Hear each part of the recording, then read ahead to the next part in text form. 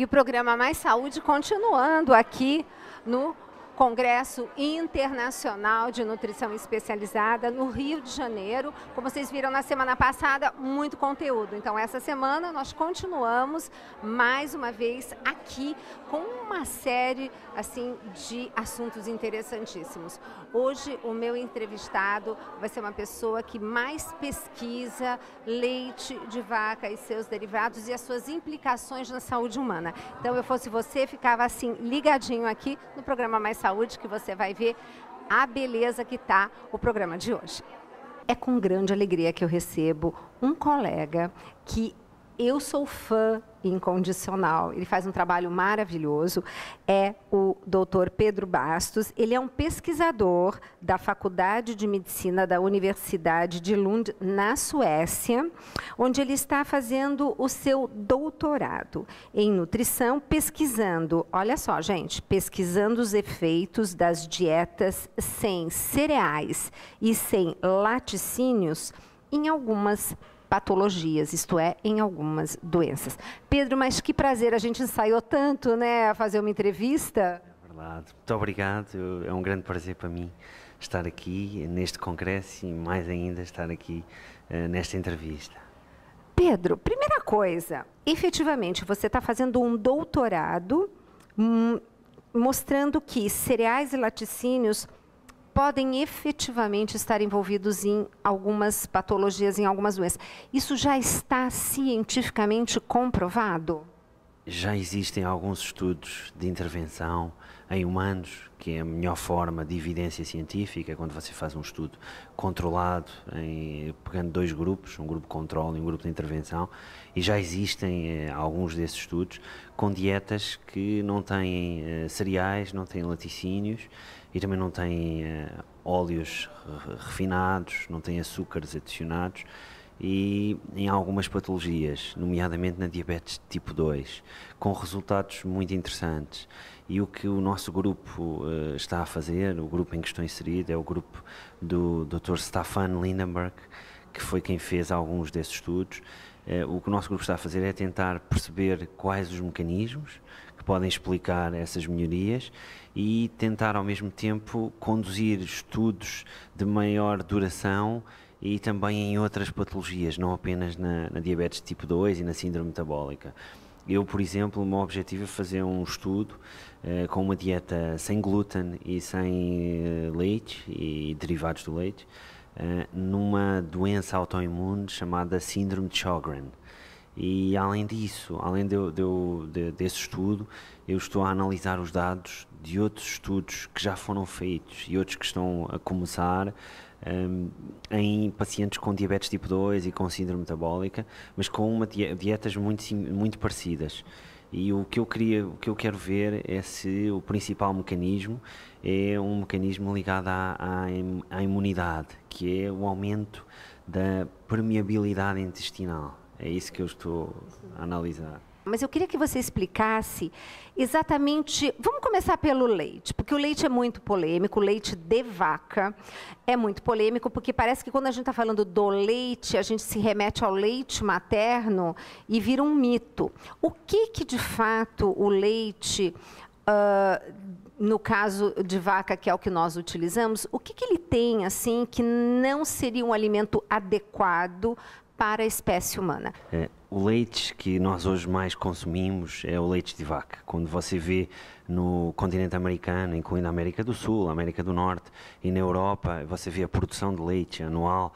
A produção de leite anual que vem do leite de vaca representa mais de 90% de toda a produção de leite. A maioria do que eu vou falar agora está relacionado, como você disse, ao leite de vaca. Uma das coisas que normalmente se fala muito quando falamos no leite é a lactose.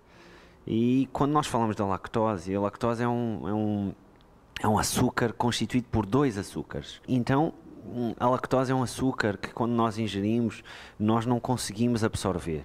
A absorção dos nossos nutrientes dá-se numa parte do nosso intestino chamada intestino delgado.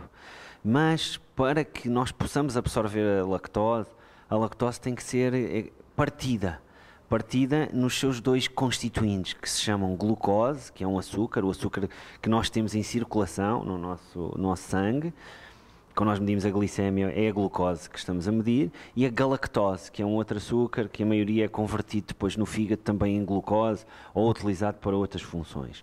Mas isto significa que se nós não conseguimos partir a lactose em glucose e galactose, nós não vamos absorver esses dois açúcares. Então nós precisamos de uma enzima que é algo que no fundo é como se fosse uma tesoura, que corta a lactose em dois e nós podemos depois absorver então esses dois, glucose e galactose.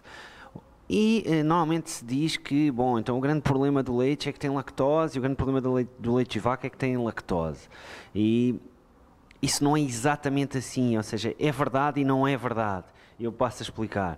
Em primeiro lugar, todos os mamíferos jovens, todos, incluindo o homem, produzem a enzima lactase, que é a enzima, a tal tesoura que corta a lactose em dois, produzem até aos 3, 5 anos de idade. Isso ocorre em todo o reino animal, excetuando alguns mamíferos marinhos e incluindo o homem. Até porque o leite humano ainda tem mais lactose do que o leite de vaca, ou de ovelha, ou de cabra.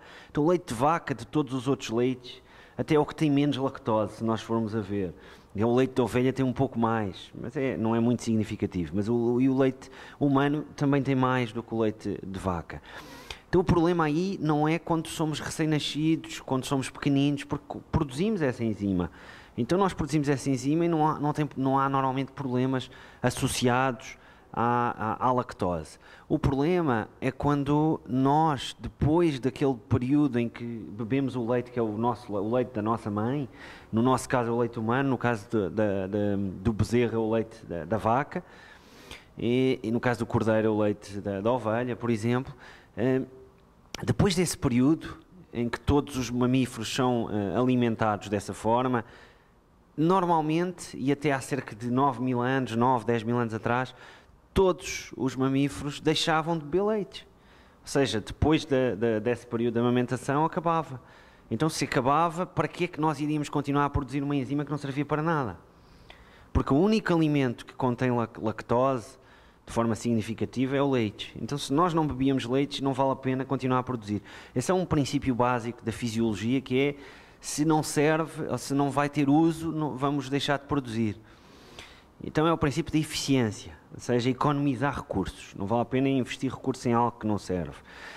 E a partir do momento em que nós deixamos de fazer o que fazem todos os animais e deixamos de nos comportar como caçadores-recoletores e começamos a domesticar animais, podemos começar a utilizar o leite desses animais. Então, isso significa que depois daquele período de amamentação em que bebíamos o leite da nossa mãe, também podíamos continuar a beber leite ao longo de toda a vida, porque tínhamos animais domesticados aos quais poderíamos extrair o leite. E isso ocorreu há cerca de 10 mil anos, sensivelmente. O problema é que nas primeiras pessoas que começaram a beber leite, o que se pensa, pelo menos alguns estudos no âmbito da antropologia, da genética, dizem isso, indicam isso, o que se pensa é que as primeiras pessoas, como deixavam de produzir a lactase depois daqueles 3 a 5 anos de idade, beber leite para elas podia representar um problema.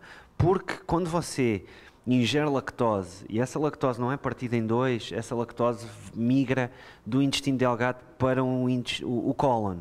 E quando chega ao cólon, pode haver duas coisas podem ocorrer. Uma é que, como você vai ter muito açúcar, neste caso lactose, no cólon, e você tem que manter um equilíbrio, chama-se equilíbrio osmótico, entre ou seja, entre as concentrações de açúcar de um lado e do outro, portanto, neste caso do cólon e no outro caso no plasma. O que ocorre é que vai haver um distúrbio nesse equilíbrio e então vai haver maior atração de água para o cólon para manter esse equilíbrio. Então essa atração de água causa a diarreia. E a diarreia no meio primitivo pode ser fatal. Então se pode causar a morte, isso significa que as pessoas que ingeriam leite não podiam ingerir o leite e não podiam aproveitar alguns benefícios que o leite poderia ter para elas. Mas então isso significa que teve que haver alguma coisa teve que ser feita para evitar essa diarreia e esse comprometimento da nossa sobrevivência. Então, e alguma coisa foi feita. Houve alterações genéticas em vários pontos do mundo nas populações que começaram a beber leite. Então essas pessoas que tiveram essas alterações genéticas, são alterações genéticas que permitem que você continue a produzir a enzima, a tal tesoura que corta a lactose, ao longo de toda a vida adulta. Então as pessoas que conseguiram isso podiam beber o leite sem ter qualquer sintoma, sem ter qualquer problema relacionado com a lactose. Mas o problema é que quando você hoje vê, a nível global, só 35% da população da Terra é que tem essas alterações genéticas. Os outros 65%, em média, não têm essas alterações genéticas. Quando nós falamos de intolerância à lactose, estamos a falar não só da diarreia, mas também de outras coisas, porque a tal lactose, quando vai para o cólon, ela atrai água, causa diarreia, mas além disso, ela é fermentada por bactérias, porque nós temos muitas bactérias no cólon, e ela, ao ser fermentada por bactérias, produzem-se gases, como hidrogênio, como dióxido de carbono, que podem causar vários sintomas, flatulência, portanto gases, dor abdominal, desconforto, às vezes até náusea. E, em alguns casos, dependendo do tipo de bactérias que nós temos no cólon, existem bactérias que conseguem produzir também um gás chamado metano. E o metano pode causar o inverso, que é causar constipação, ou seja, prisão de ventre. Então, todos esses sintomas, diarreia ou prisão de ventre, ou gases, náusea, dor abdominal, desconforto abdominal, podem ser sintomas característicos de intolerância à lactose. Então, esse é o grande problema da lactose quando nós não temos a enzima. Só que este é um problema que pode ser mais ou menos ultrapassado, em primeiro lugar porque parece ser que nós temos alguma adaptação, as nossas bactérias adaptam-se. Quando nós ingerimos lactose todos os dias, elas adaptam-se e parece ser que começam a produzir, adaptam-se de modo a não produzir hidrogênio, dióxido de carbono, metano, em tanta quantidade, ou seja, produzindo menos efeitos adversos. Esse é por um lado. Por outro lado, existem várias formas de ingerir os laticínios sem que tenhamos sintomas de intolerância à lactose. Por exemplo, o iogurte, o kefir, que são leites fermentados, aos quais se adicionam bactérias que fermentam. Essas bactérias, no caso do iogurte, por exemplo, essas bactérias vão fermentar a lactose e, ao fermentarem, elas partem parte da lactose, ou seja, parte da lactose que existe no leite, quando adicionamos estas bactérias para fazer o iogurte, vai-se perder e vai-se converter em glucose e galactose, e uma parte da glucose é convertida em ácido lático, por isso é que o iogurte tem aquele sabor ácido. E nesse caso, então, significa que um iogurte, por exemplo, pode ter 30% menos de lactose do que o leite.